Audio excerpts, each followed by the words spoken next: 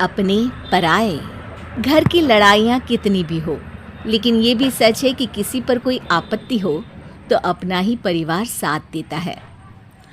भैया, मेरे पीछे पुलिस लगी है, प्लीज मुझे बचा लो।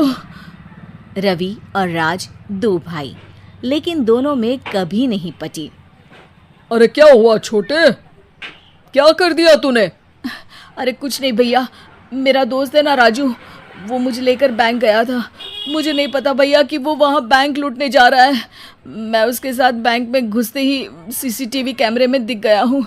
अब पुलिस मुझे ढूंढ रही है भैया, मुझे बचा लो। राज कुछ सोचता है, फिर कहता है, ओके, तुम यहीं रुको, मेरा एक दोस्त पुलिस में है, मैं बात करता हूँ। तभी वहाँ रवि की बीवी राज की बीवी के साथ आ जाती है। तुम लोगों के घर जब तक पुलिस का आना जाना है, बच्चों को यहीं छोड़ दो, उन पर असर ठीक नहीं पड़ेगा। तभी वहाँ पुलिस आ जाती है। चलो चलो, कौन है रवि, थाने चलो। मैंने कुछ नहीं किया, मुझे कुछ नहीं पता। अरे वो तो पुलिस स्टेशन चलकर ही पता चलेगा कि कुछ पता है कि नहीं, चलो। कहानी का फ्लैशबैक।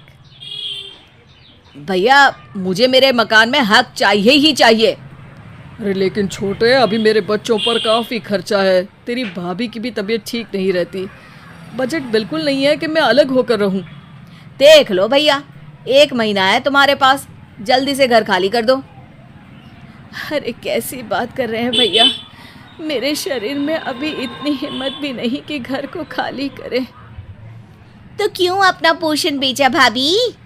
अरे तुम तो जानती हो, पिताजी की बीमारी के कारण उन्हें हमारी ज़रूरत थी, कैसे आते पैसे। ससुर जी तो बूढ़े थे भाभी, उनकी बीमारी में भी पैसे लगाना कौन सा अकल का काम था। तो क्या पिताजी को मैं मरने के लिए छोड़ देता? अरे रवि, तू तो समझ, पापा को हमारी ज़रूरत थी, उन्होंने हमारे लिए हर वो काम किया जिससे हमें खुशी मिले।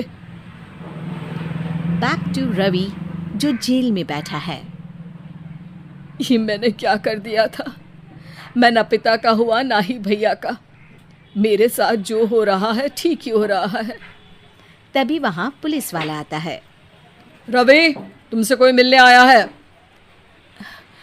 भाभी, आप यहाँ क्यों आई? पुलिस स्टेशन है ये भाभी। भैया, आपकी जगह मेरा भाई होता तो क्या मैं नहीं आती? अच्छा, ये खाना ले लीजिए, खा लीजिएगा। आपके भैया लगे हैं वकीलों और पुलिस वालों से बात करने में, डरने की कोई बात नहीं। जब आपने गुनाह किया ही नहीं तो सज़ा भी नहीं मिलेगी।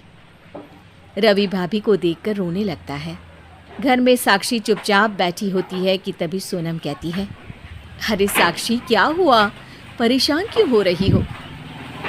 भाभी, अभी अभी पुलिस स्टेशन से खबर आई है, इन्हें बड़े जेल में शिफ्ट किया जा रहा है। मैं क्या करूंगी भाभी? रो मत, हम अच्छे से अच्छा वकील करेंगे। लेकिन उसमें तो बड़े पैसे लगेंगे दीदी, हम इतना पैसा कहाँ से लाएंगे? अरे क्यों, ये मकान है ना, और मेरे कुछ गहने भी हैं। साक्षी की आंखों में पानी आ जाता है। पर दीदी, ये तो आप और भैया की मेहनत की कमाई है। पापा के बाद भी तो हम लोगों का सब खत्म हो गया था।